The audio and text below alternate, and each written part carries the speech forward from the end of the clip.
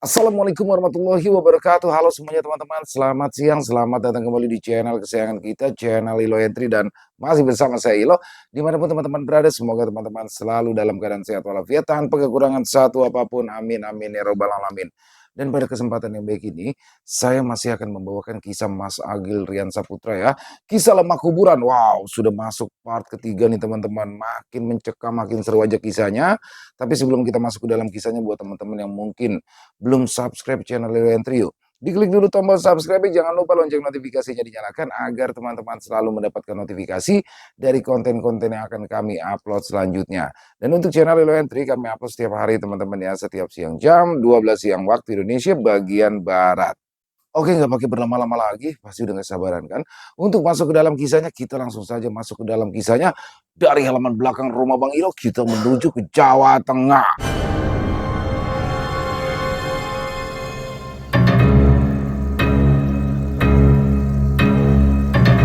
Wanita di kolong ranjang rumah Palura. Lemah Kubur Part 3.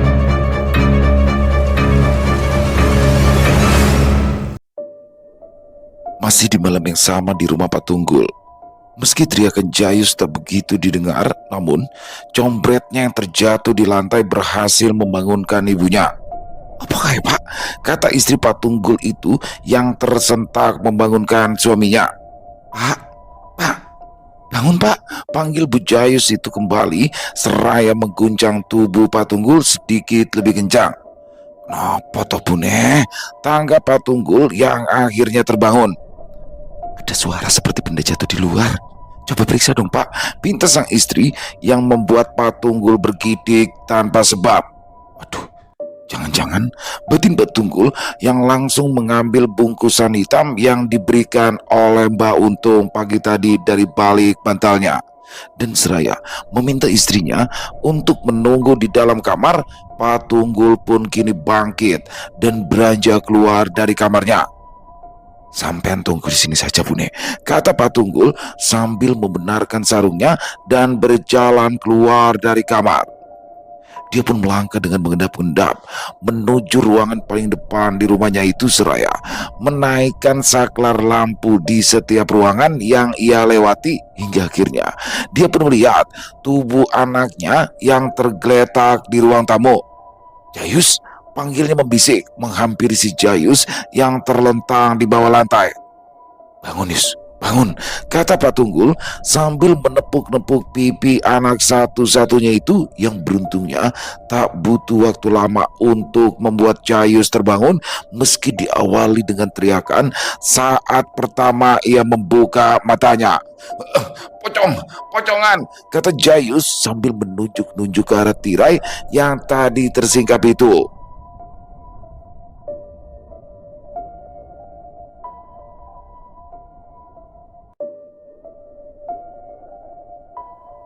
Pak Tunggul pun agaknya paham dengan situasi itu.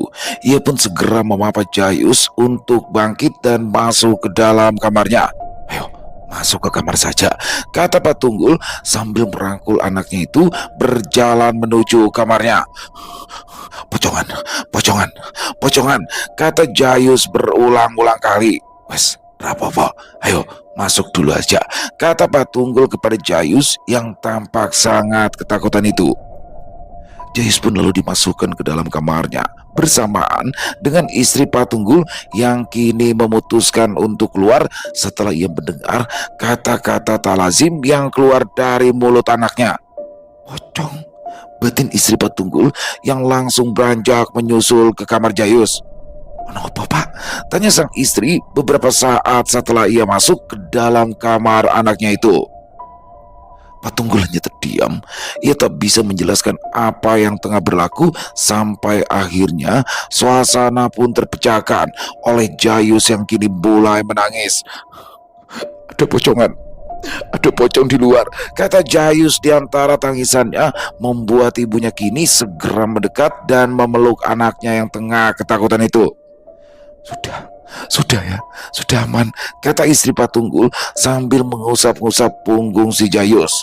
Hingga selang beberapa detik, di tengah suasana yang agaknya masih tegang itu, kini tiba-tiba saja teralihkan oleh suara gedoran di pintu depan. Duk duk duk, duk duk duk. Suara ketukan saat itu menggema masuk ke dalam rumah, berulang dan terdengar cukup keras, namun dengan jeda yang sangat lambat. Duk duk duk. Harusnya Pak Tunggul tahu itu bukanlah ketukan selayaknya orang pada umumnya, namun entah mengapa saat itu sepertinya ia merasa perlu untuk memastikan. Sebentar, kata Pak Tunggul seraya keluar dari kamar anaknya. Ia pun berjalan menuju ruangan depan dengan langkahnya yang saling beriringan di antara gedoran janggal yang masih terdengar itu. Namun semakin dekat dengan sumber suara itu, semakin muncul pula keraguan di hatinya. Dan benar saja, karena itu pada akhirnya membuat Pak Tunggul berhenti berjalan saat satu langkah ia memijahkan kakinya di ruang tamu.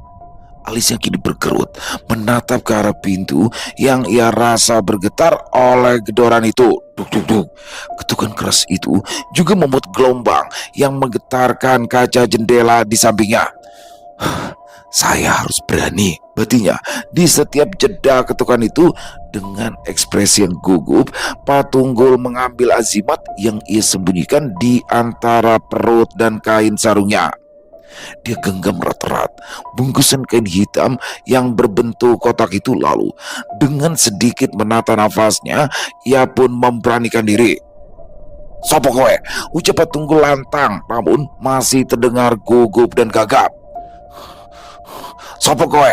ucapnya lagi beberapa saat setelahnya beriringan dengan rasa sedikit panas yang perlahan ia sadari di satu tangannya yang menggenggam azimat itu. Dan dalam waktu yang bersamaan muncullah suatu amarah yang tak dari mana datangnya, yang dengan tak diduga-duga malah memantik keberaniannya.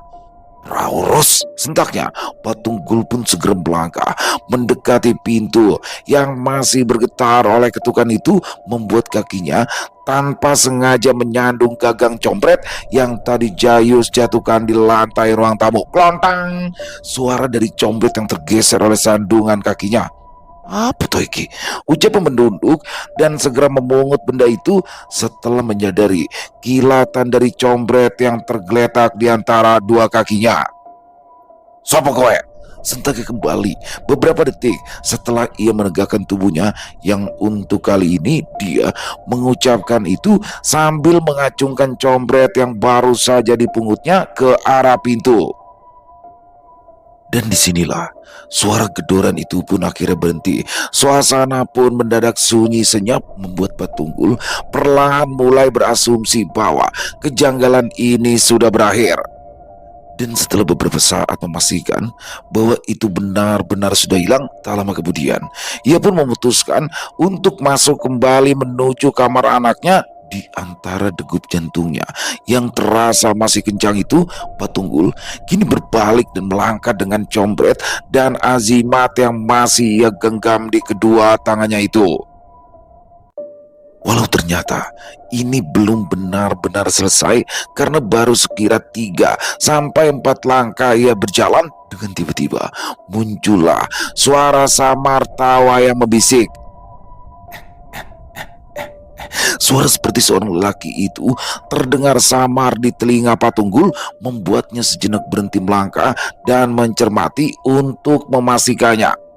Namun di sisi lain, Pak Tunggul berharap itu hanyalah ilusi dari pendengarannya saja, walau keadaan ternyata segera berkata tidak.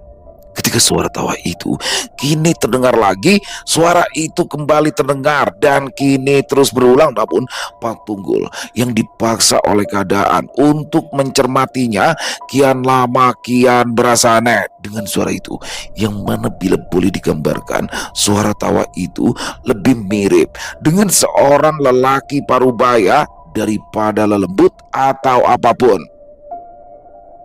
Berbekal dengan keraguan dan kecurigaan itu, Pak Tunggul perlahan kembali berbalik dan melangkah mendekati sumber dari suara yang sepertinya berasal dari luar rumahnya itu. Dia pun berjalan mengendap bersamaan dengan suara yang tentu terdengar kian jelas hingga akhirnya sampailah ia di depan pintu dengan tekad yang masih tersisa. Tangan Pak Tunggul pun perlahan meraih gagang pintu dan membukanya. Ceklek.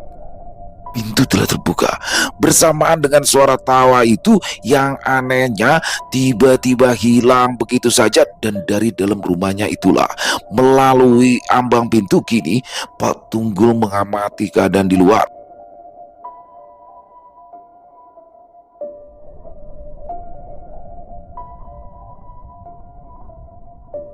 Namun pada awalnya, sepertinya tak ada apapun yang dilihatnya selain kegelapan malam dan cahaya temaram lampu jalan di depan rumahnya. Hingga di suatu ketika, pikirannya mendadak curiga saat tanpa sengaja pandang matanya melewati salah satu sudut gelap pekarangan luar rumahnya itu. Pasang matanya yang sempat terlewat pun segera berbalik untuk memastikan itu, dan mungkin benar. Karena di sudut itu, samar-samar ia seperti melihat seseorang yang tengah berjongkok dengan pakaian yang serba gelap. Apa itu? Batin Kadus Mekar Kulon yang kini mengkerutkan alisnya untuk memperjelas penglihatannya. Walau setelah beberapa saat dicermati, tetap saja ia masih merasa ragu hingga akhirnya ia pun mencoba untuk memastikannya dengan berkata kepada sosok samar di sudut gelap halaman rumahnya itu. Sapa kui?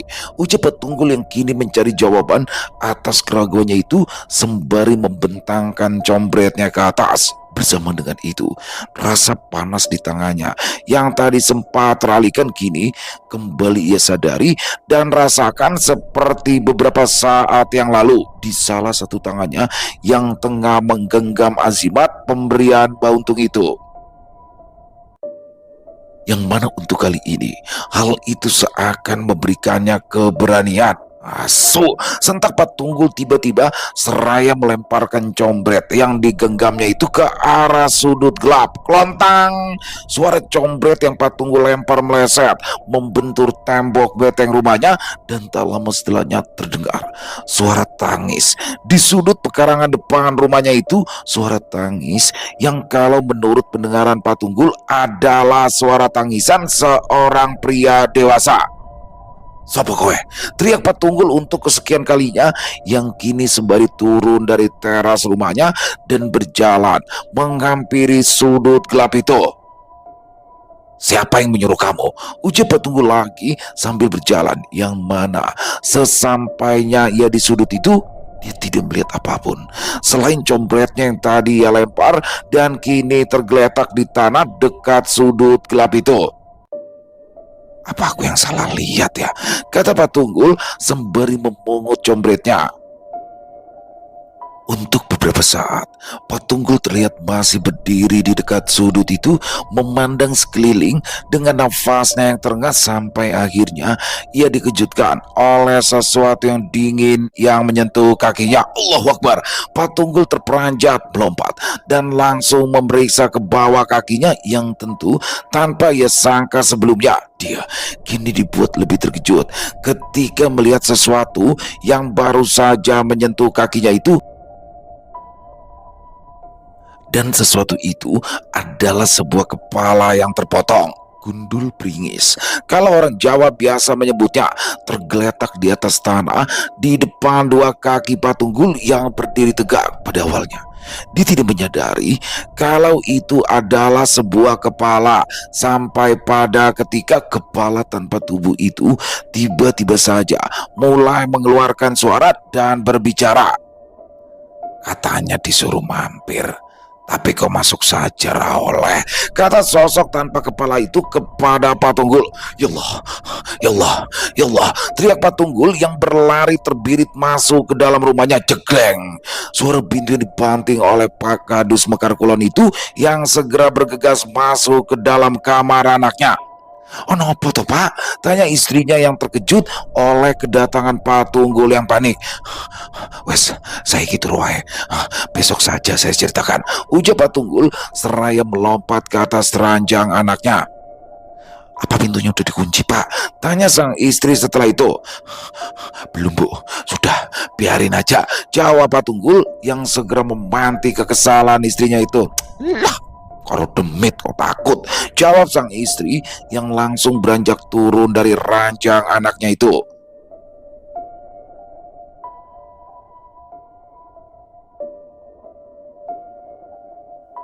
Sambil menggerutu, ia pun berjalan menuju ruang tamu. Dia sambar sapu lidi yang tersandar di tembok ruang tengah. Ia tenteng hingga di depan pintu. Di demite, tak gebuk ndase, ucap sambil membuka pintu lebar-lebar dan berjalan keluar, seraya menenteng sapu lidi dan berdiri di lantai terasnya. Istri Pak Tunggul itu mencermati setiap sudut rumahnya.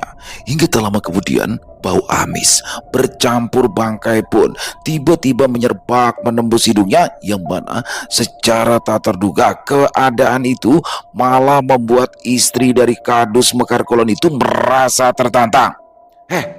Petu kowe kabeh.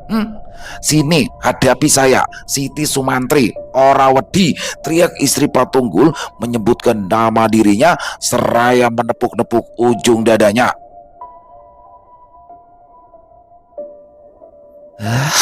Sudah mulai gila ibumu itu, kata Pak Tunggul kepada Jayus yang mendengar teriak maki dari istrinya yang berada di luar. Membuat Pak Tunggul saat itu mau tak mau harus menyisakan ketakutannya dan segera menghampirinya. Ayo Bu, masuk, kata Pak Tunggul yang langsung menyeret istrinya masuk dan segera mengunci pintu rumahnya. Sampean kenapa-napa toh Bu? Tanya Pak Tunggul yang menuntun istrinya itu. Saat itu ia pun merasa heran karena tak biasanya istrinya itu berperangai seperti itu. Wes, ayo kita masuk kamar aja, tidur, jawab Bu Siti Sumantri atas pertanyaan suaminya itu, yang membuat Pak Tunggul kian merasa heran. Namun dalam keadaan malam itu, bagi Pak Tunggul sepertinya mewajarkannya adalah pilihan yang terbaik. Hingga tanpa berpikir lebih jauh, mereka pun memilih untuk beristirahat.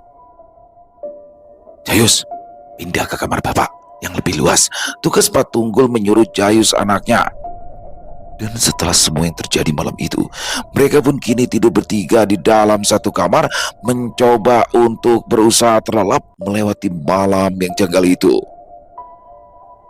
Keesokan harinya, Wicak, kepala dusun Mekar Kidul, tampak berjalan cepat seraya menenteng kelewang dan kantong plastik, diiringi oleh teriakan istrinya yang memanggilnya dan mengejarnya dari belakang.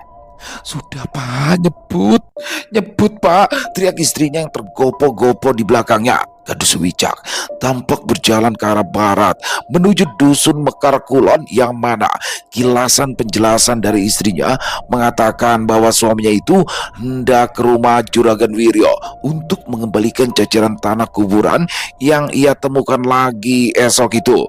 Semua orang yang dilewatinya terlihat heran, mengapa Kang Wicak yang dikenal lembut dan juga santun itu kini tampak terbakar amarah dan selayaknya orang pendiam ketika sudah habis kesabarannya. Pagi itu seperti tak ada seorang pun yang berani mencegahnya. Sampai akhirnya tibalah ia di rumah Juragan Wiryo. Dong dong dong, dong dong dong, suara pintu Juragan Wiryo yang diketuk menggunakan kelewang oleh Kang Wicak. Betul kowe Wiryo, teriak Kang Wicak di depan pintu rumah Juragan Wiryo.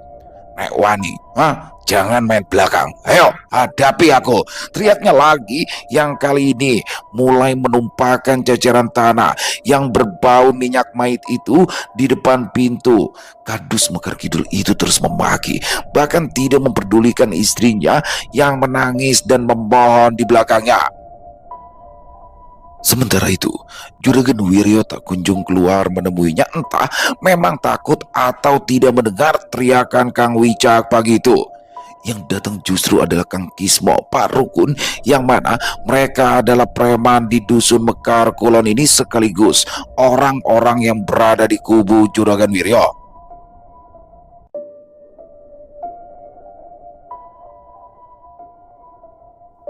Ono apa toh Kang?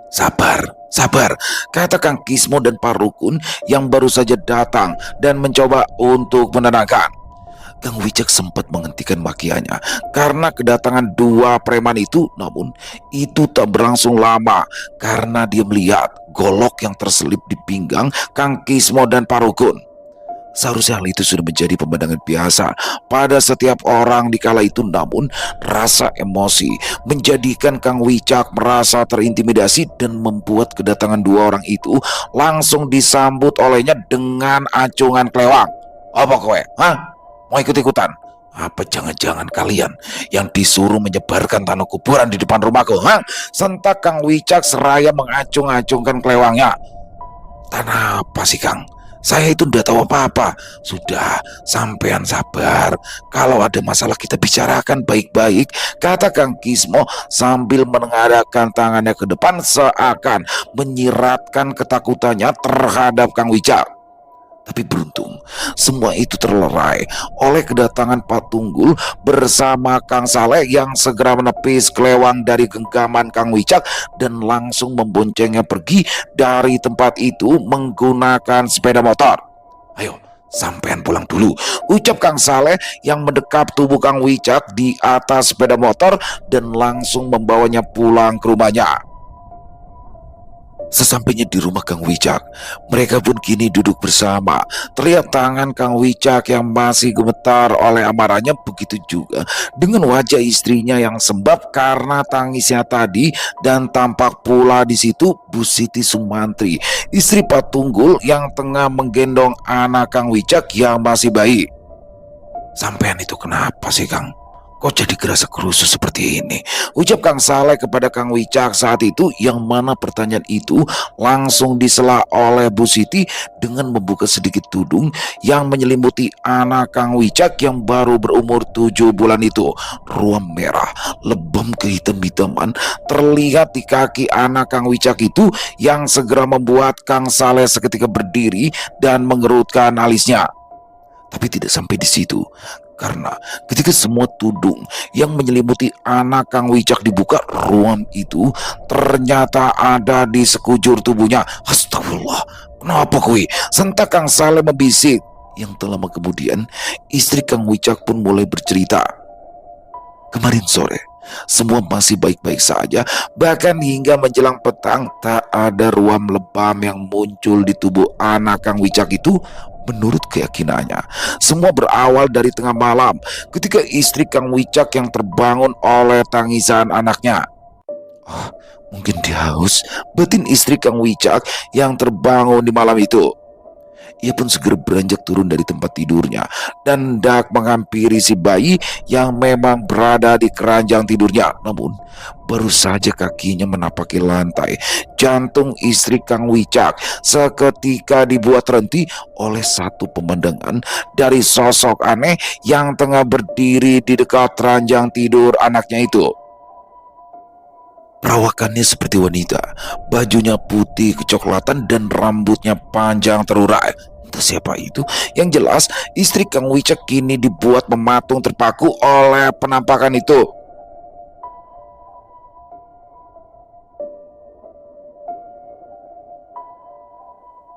Allahu Akbar, ucap istri Kang Wicak saat itu dengan merambat gagap.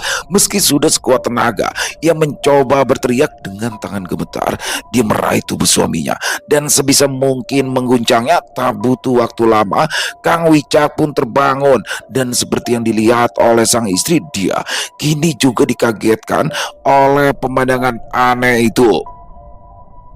Melihat sosok yang tengah mendekati anaknya itu, Kang Wicak pun ikut terpaku dan kini hanya bisa menggenggam tangan istrinya erat-erat. Tapi rasanya tak mungkin kalau ia hanya diam saja menyaksikan itu, sampai akhirnya suara tangis dari anaknya pun menyadarkannya untuk lebih berani. Pergi kamu, Lungo, jangan ganggu keluargaku, sentak Kang Wicak dengan terbata-bata. Sosok serem itu tak bergeming atau menoleh sedikit pun atas ucapan dari Kang Wicak, dan justru kini malah mulai mendesis seraya membisik di atas kepala si kecil seakan tengah memantrai anak Kang Wicak yang sedang menangis di ranjang tidurnya itu. Bersamaan dengan itu, akhirnya terlintas di pikiran Kang Wicak tentang azimat pemberian Untung yang mana segera ia ambil barang itu dari balik bantalnya.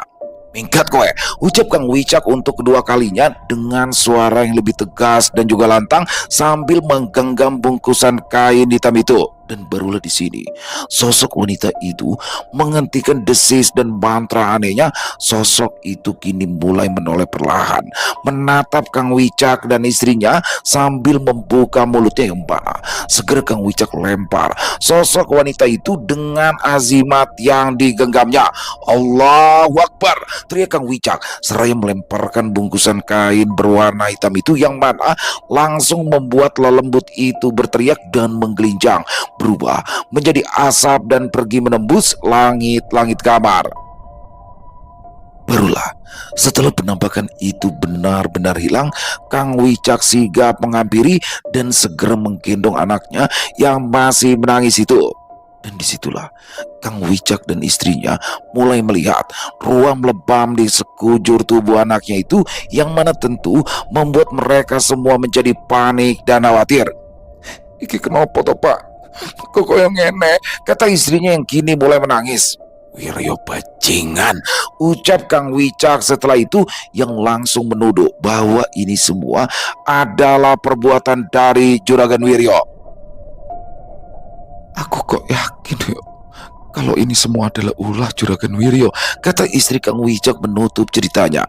Ternyata hal itulah yang membuat Kang Wicak sangat marah. Dia sangat amat yakin bahwasanya lelembut yang semalam memantrai anaknya itu adalah kiriman dari Juragan Wiryo yang mana sekarang malah berbuah menjadi ruam lebam di sekujur tubuh bayi kecilnya yang baru berusia 7 bulan itu.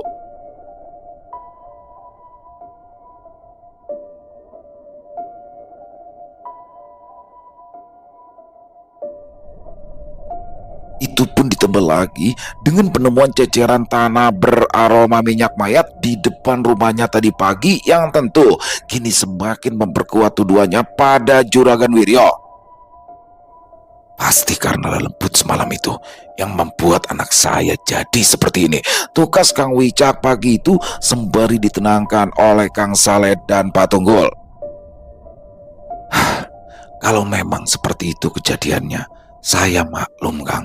Tapi apa yang sampean lakukan tadi tetap saja tak bisa dibenarkan. Kalau mau tahu, saya juga masih menemukan jajaran tanah kuburan tadi pagi di depan rumah. Sebenarnya saya marah, tapi setelah saya pikir-pikir kembali, cara halus memang sebaiknya dilawan juga dengan cara halus juga," kata Kang Saleh yang biasanya paling pemarah kini mendadak cukup bijak. "Iya Kang, kita itu ndak boleh bertindak sembarangan. Saya itu loh, semalam itu juga melihat gundul pringis di depan rumah. Anakku juga, katanya dia ngelihat pocong. Dan sekarang jadi masuk angin. Terus, kalau untuk jajaran tanah kuburan itu, saya juga masih menemukannya tadi pagi. Walau memang tidak sebanyak kemarin," susul Pak Tunggul kepada Kang Wicak yang kini mulai agak tenang. "Ya Kang, saya minta maaf. Saya memang tadi sedang emosi karena menganggap kiriman dari Wiryo itu bertujuan untuk membuat anak saya ciloko," kata Kang Wicak yang kembali melembut. Tapi semua sudah terlambat. Perseteruan yang secara kasat mata sempat agak redam kini kembali dipantik melalui Kang Wicak yang mana dengan niscaya masalah ini pasti akan menyeret dan melebar kedua kubu yang sedang berperang secara dingin itu. Dan benar saja, karena beberapa jam setelah itu, beberapa aparat kepolisian mendatangi rumah Kang Wicak atas aduan dari Juragan Wiryo tentang keonaran tadi pagi. Yang mana di sini Kang Wicak juga cukup beruntung karena pihak yang berwajib masih memberikan kesempatan agar masalah ini sebisa mungkin dibicarakan terlebih dahulu secara kekeluargaan. Sampai akhirnya di balai desa, Kang Wicak dan Juragan Wiryo pun dipertemukan oleh pihak kepolisian dan juga para tokoh untuk didamaikan. Namun, sepertinya ada yang janggal dalam pertemuan itu, yaitu ketika Lurah Pawiro yang tampak terburu-buru langsung meminta maaf dan memberi pernyataan secara formal bahwa ini semua hanyalah perseteruan pilkada semata, semacam gesekan biasa yang disebabkan oleh persaingan antara dua kubu calon kepala desa. Tapi ternyata fakta di balik pernyataan itu adalah hasil dari pembicaraan secara empat mata antara Lurah Pawiro dan Juragan Wiryo sebelum pertemuan di balai desa itu, yang mana Juragan Wiryo memberikan syarat bila ingin permasalahan ini diselesaikan secara kekeluargaan, maka pernyataan itulah yang nantinya harus Lurah Pawiro ucapkan di forum itu.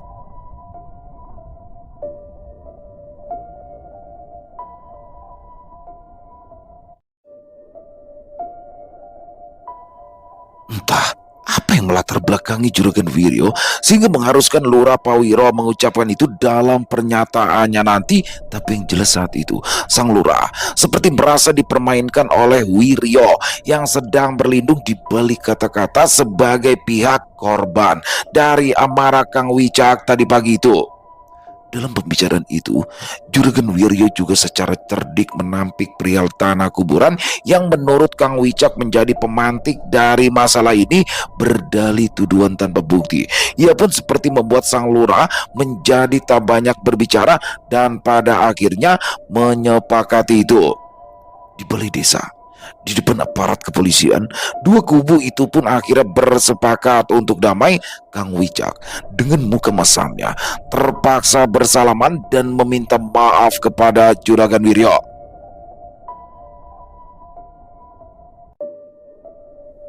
Westo, kita bersaing secara sehat saja. Toh, sesudah pilkada sini selesai, kita kan masih tetap jadi warga Mekarsari. Pokoknya tetap seduluran. Ucap Juragan Wiryo di akhir forum itu yang seketika membuat kubu Lurah Pawiro mengerat giginya karena menahan emosi. Bisa-bisanya kata-kata bijak itu keluar dari mulut orang yang mereka yakini sebagai sumber dari kekacauan. Selesai bertemu di balai desa itu, orang-orang dari kubu sang petahana langsung berkumpul di rumah Lurah Pawiro. Kang Wicak yang menjadi biang dari terjadinya forum itu tampak tertunduk. Ia merasa cukup takut. Pasti Pak Lurah mau marah-marah sama saya ini.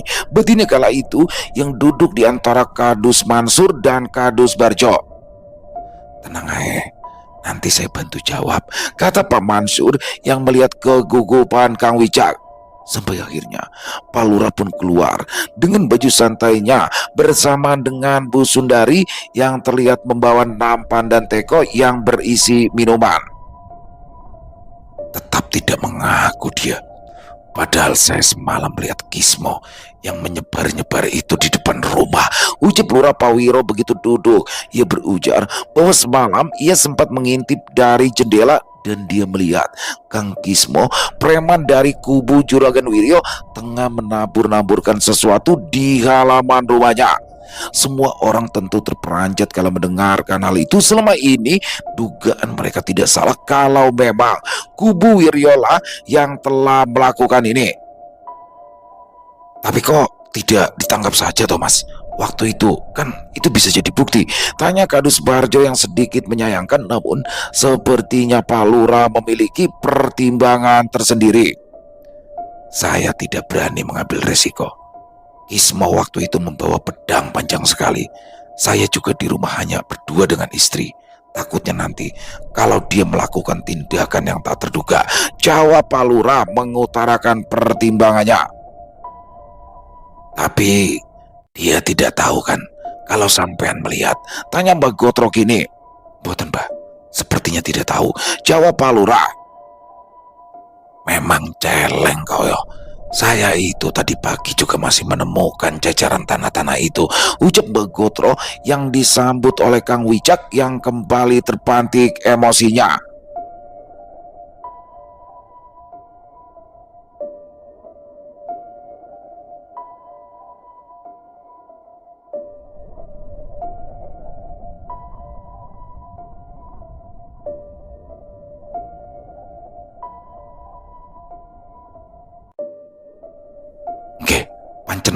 Sutoni Mbah. Kalau ingin melihat anak saya, Mbah, sekujur tubuhnya memar-memar seperti habis dicampuk itu. Sepertinya wajar kalau tadi pagi saya sampai mengamuk. Kalau saja dia keluar, sudah pasti saya rapikan kepalanya. Pengecut memang, tidak berani berhadapan, kata Kang Wicak yang mulai kembali meracau emosinya, membuat Pak Mansur yang berada di sampingnya segera memegang baunya. Wes Kang, tidak bisa dipungkiri memang kita semua jengkel, tapi ini masalah rumit. Kalau hanya berkelahi kita bisa saling berhadapan, tapi ini soal klinik. Kalau kita memang ingin membalas, ya harus dengan cara seperti itu juga, kata Pak Mansur, kepala dusun Mekar Tengah itu menanggapi amarah Kang Wicak. Pak Lurah juga tidak menyalahkan Kang Wicak atas kejadian tadi pagi. Justru menurutnya mengamuknya Kang Wicak bisa menjadi peringatan untuk kubu Juragan Wiryo agar berhati-hati terhadap kubunya. Sudah, sekarang yang penting mencari kesembuhan untuk anakmu dulu, Kang, kata Pak Lurah yang segera membuat Kang Wicak sedikit merasa lega. Hingga bersamaan dengan itu, Mbok Tun yang sedari tadi mendengar pembicaraan itu dari balik pintu pun keluar dan berkata, bawa ke tempat Mbak Sana aja Mas Wicak anaknya, kalau memang terkena sawan demit, mumpung belum terlambat, kata Mbok Tun menyela di tengah obrolan itu yang menyarankan agar anak Kang Wicak dibawa saja ke rumah Mbak Sana, dukun beranak dari kampung sebelah. Ya, sana Kang, sekarang saja. Ini kalau mau pakai mobil saya, tanggap Pak Lurah yang segera berdiri dan mengambil kunci mobilnya yang tergantung di gawang pintu. Yo Kang, mumpung belum sore, kata Pak Tunggul menyarankan Kang Wicak untuk segera beranjak. Dan tak lama setelah itu Kang Wicak pun pulang membawa mobil Pak Lurah untuk menjemput anak dan istrinya. Dan selepas itu segera menuju ke tempat Mbak Sana mencari kesembuhan untuk anaknya. Bahaya Wicak itu, kalau tidak diawasi bisa semakin kacau, kata Kang Saleh beberapa saat setelah Kang Wicak meninggalkan rumah Pak Lurah. Iyo itu, berdarah dingin. Kismo sama Pak Rukun aja sampai ketakutan kok tadi pagi. Apalagi Wiryo, lah cuma berani ngintip dari dalam rumahnya, tidak berani keluar dia. Tanggap Pak Tunggul menceritakan kembali kejadian tadi pagi. Setelah itu, mereka semua pun kembali berdiskusi untuk menghadapi Pilkades yang ternyata sudah tinggal 2 bulan lagi. Dimulai oleh Lurah Pawiro yang mengingatkan kepada mereka bahwa 2 hari lagi jabatannya sebagai kepala desa juga akan selesai. Sudah, sekarang kita konsentrasi lagi karena 2 hari besok saya sudah purna jabatan. Pokoknya waktu 2 bulan yang tersisa ini kita memanfaatkan benar-benar untuk menambah suara.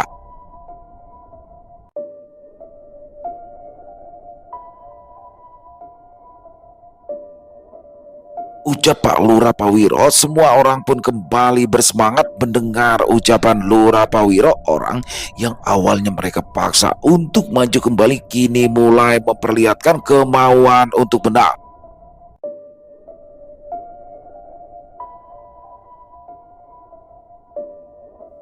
Bahkan setelah semua aral yang telah terjadi belakangan ini, hari-hari pun berlalu.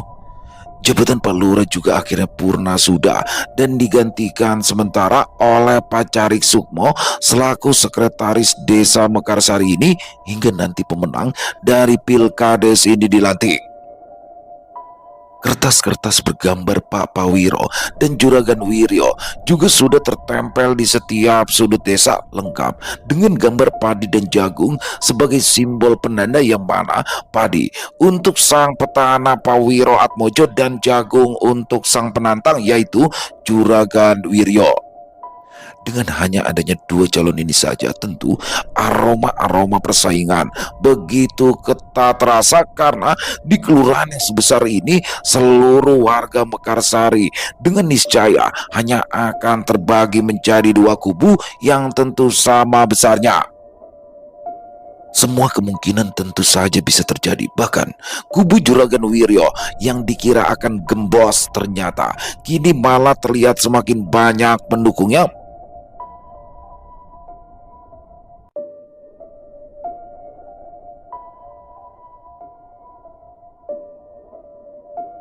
Meski itu didominasi oleh kalangan akar rumput kelas bawah yang berhasil dibuat pragmatis oleh bantuan-bantuan sembako. Kalau sekarang sih, mana yang lebih menguntungkan, ya itu yang akan saya pilih.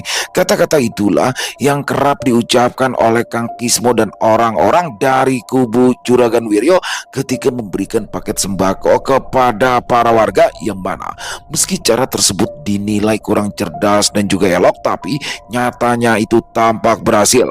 Ketika orang yang datang ke rumah Juragan Wiryo setiap malam kian terus bertambah, sementara itu di kubu Lurah Pawiro juga tak bisa diremehkan. Rumah sang petahana itu juga tidak kalah ramainya, sampai-sampai harus mendirikan tenda karena begitu banyaknya orang-orang yang datang.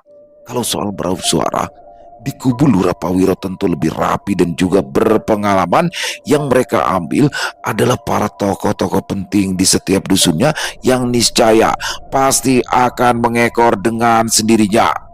Semua kepala dusun yang kebetulan berada di pihaknya tentu cukup menguntungkan bagi sang petana dengan lobi-lobi cantiknya ke setiap tokoh sesepuh dan juga pemuda. Kang Saleh contohnya yang berhasil mentotalkan seluruh warga dusunnya, yaitu Dusun Mekar Lor, untuk mendukung sang petana melalui dukungan tersirat dengan hibah seperangkat gamelan kuda lumping atas permintaan dari Pak Abdullah, tokoh dan ketua kesenian di dusun itu. Itu bukanlah uang yang sedikit, tapi lewat dana tak terbatas dari Mbak Gotro, alat berharga jutaan rupiah itu tentu saja terwujud. Saya ini anak seni, dari zaman muda suka seni, apalagi sama yang namanya kuda lumping. Saya lihat Mekarlor ini kan keseniannya paling bagus, jadi ya memang harus ditunjang dengan peralatan yang bagus, kata Mbak Gotro saat serah terima hibah gamelan itu bersama Kang Saleh dan Pak Abdullah. Hari-hari pun terus berlalu. Seiring dengan waktu pemilihan yang semakin dekat, pihak kubu sang petana untuk beberapa waktu ini mulai merasa tenang karena gangguan-gangguan aneh tak lagi mereka alami. Mungkin benar kata Lurah Pawiro, mengamuknya Kang Wicak tempo hari berhasil membuat kubu Juragan Wiryo berpikir dua kali untuk menebar-nebar tanah kuburan itu.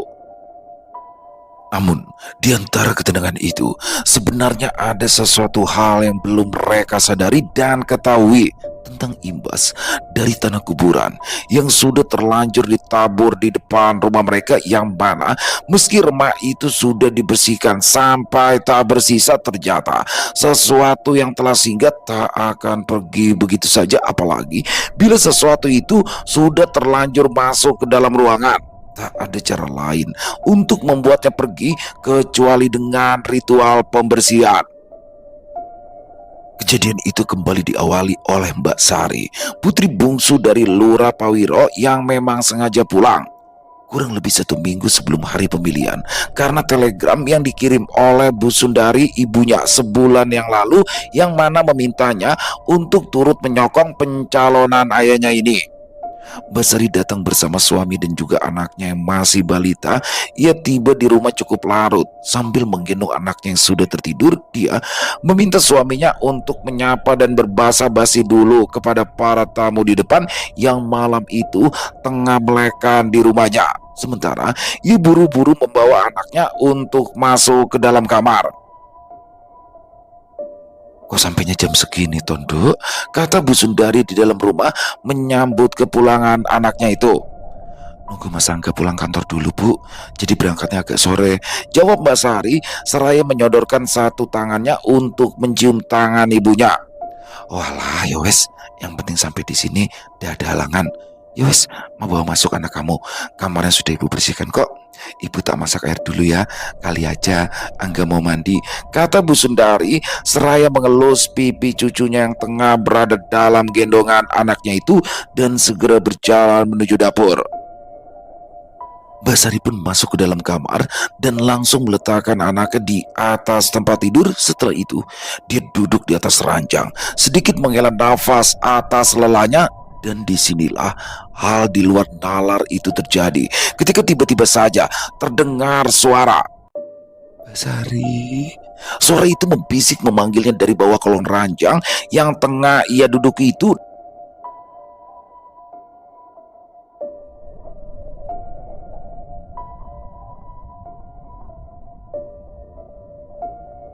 Dia yang spontan terperanjat dan melihat ke bawah pun langsung syok ketika ada sesosok kepala beserta tangan muncul dari kolong tempat tidur itu. Basari hanya terpaku. Ia tak mampu berlari ataupun berteriak sampai akhirnya sosok yang terlihat seperti wanita itu pun kembali memanggilnya seakan mencoba untuk meyakinkan Basari yang saat itu hanya berdiri ternganga melihatnya. Basari, kata sosok dari bawah kolong itu membisik lebih keras dengan kepalanya yang terlihat semakin keluar hingga menyingkap kain spray yang menjuntai dan terlihatlah dengan jelas kini rupa wajah sosok itu. Barulah di sini Basari berteriak sampai terhuyung dan jatuh ke lantai. Dia merayap mundur sambil terus memandangi sosok itu yang akhirnya perlahan mulai masuk kembali ke dalam kolong. Suaminya yang sempat mendengar teriakan itu bergegas menghampiri disusul oleh Bu Sundari yang juga masuk ke dalam kamar. Terlihat Basari yang terduduk di lantai dengan jarinya yang masih menunjuk-nunjuk ke arah kolong tempat tidur. Ada apa tuh, Dek? Kenapa? Tanya Mas Angga, suami dari Mbak Sari. Ono setan, ono setan, kata Mbak Sari ketakutan sambil masih menunjuk-nunjuk ke arah kolong itu.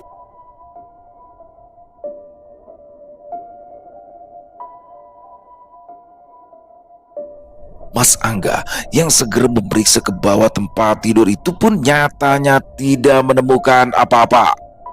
Selesai. Wow, luar biasa.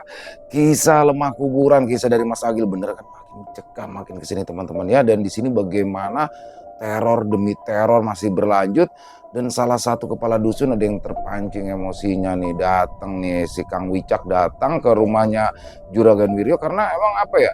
Mungkin kalau ke dia aja nggak masalah ya, masalah ini datang ke anaknya, terornya muncul ruam-ruam biru setelah di malam harinya didatangi oleh sosok kuntilanak kiriman. Wow, dan di sini juga apa namanya, rupanya dalam pergerakan ini Juragan Wiryo yang diprediksi bakal menggembos suaranya ternyata justru makin membumbung karena praktek kotor ya, cara-cara kotor salah satunya adalah dia membakar uang, membagikan sembako kepada seluruh warga sehingga di sini mulai agak berimbang nih. Waduh, makin seru aja ya.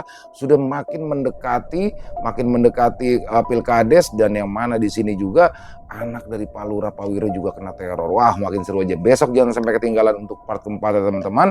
Terima kasih kepada Mas Agil atas kisahnya yang luar biasa dan semoga kisah barusan bisa menghibur teman-teman semua, para pecinta penikmat horor misteri, lebih khususnya lagi kepada para subscriber dari channel Ilo Entry.